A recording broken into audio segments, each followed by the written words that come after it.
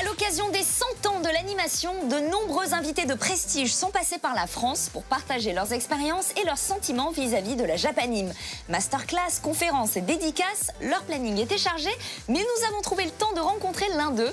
Nobuyoshi Habara est un réalisateur, animateur et storyboarder japonais qui peut se vanter d'avoir 30 ans de carrière derrière lui. C'est quand même énorme.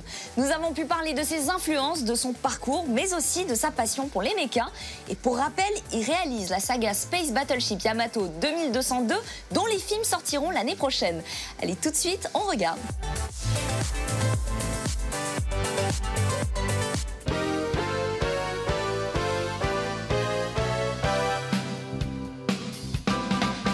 Bonjour J1, enchanté, je m'appelle Nobuyoshi Habara.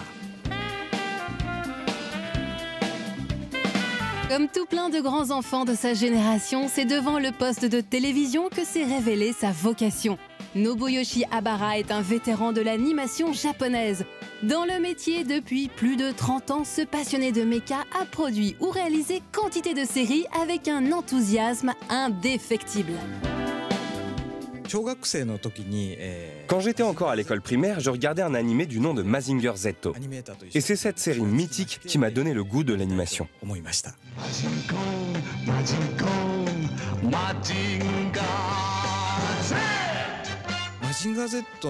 Il y avait un nouvel épisode chaque semaine, alors quand arrivait le moment du générique de fin, je restais bien attentif et je regardais les noms des personnes qui étaient créditées. Et je me disais, ah d'accord, sur cet épisode, c'est un tel qui a été réalisateur.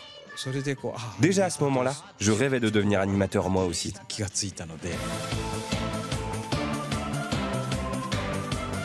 C'est l'envie de faire plaisir et de se faire plaisir qui est le moteur de Habara.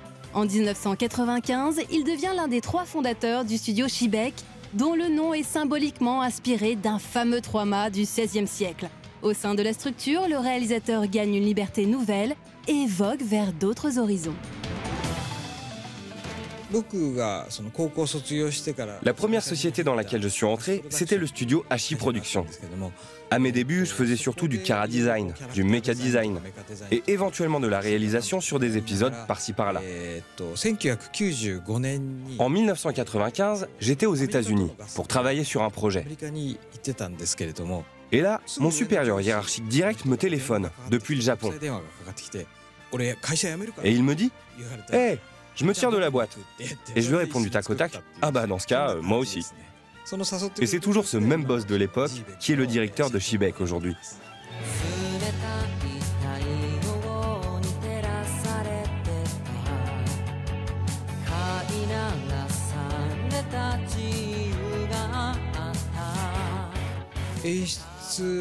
Jusque-là, j'avais essentiellement travaillé en tant qu'animateur. Quand on a créé Shibek, j'ai commencé à me tourner beaucoup plus vers la réalisation. Juste avant d'attaquer la réalisation de The Angel, j'ai fait un petit voyage pour découvrir la France.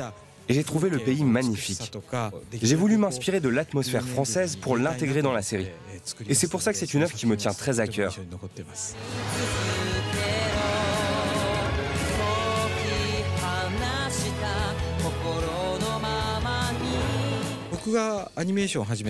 Ça fait environ 35 ans que je suis dans le métier. Et pour moi, le plus gros changement, c'est le passage de l'analogique à une ère où tout devient numérique. L'animation n'a jamais été un domaine facile. C'était le cas quand j'ai commencé et c'est toujours le cas aujourd'hui. Ce qu'il faut comprendre, c'est que les dessinateurs sont généralement rémunérés à la planche, au dessin. Depuis que j'ai commencé, le prix moyen au dessin a triplé. Mais en parallèle, les détails et la complexité aussi, c'est très éprouvant.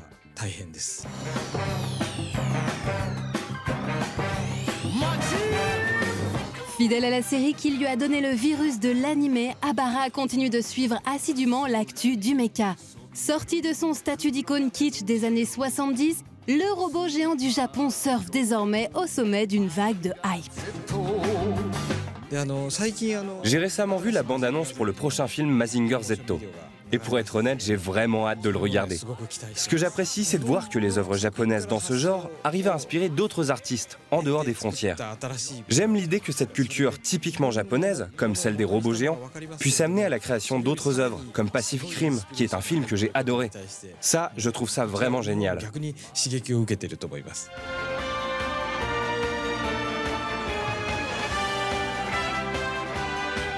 Passionné par son domaine, Nobuyoshi Habara revient régulièrement en France et assure des masterclass. Le but, transmettre les ficelles du métier aux aspirants mangaka et animateurs de l'Hexagone. Bien qu'il n'en soit pas le plus grand nom, il incarne un certain idéal de la japanime, bienveillant et ouvert sur le monde.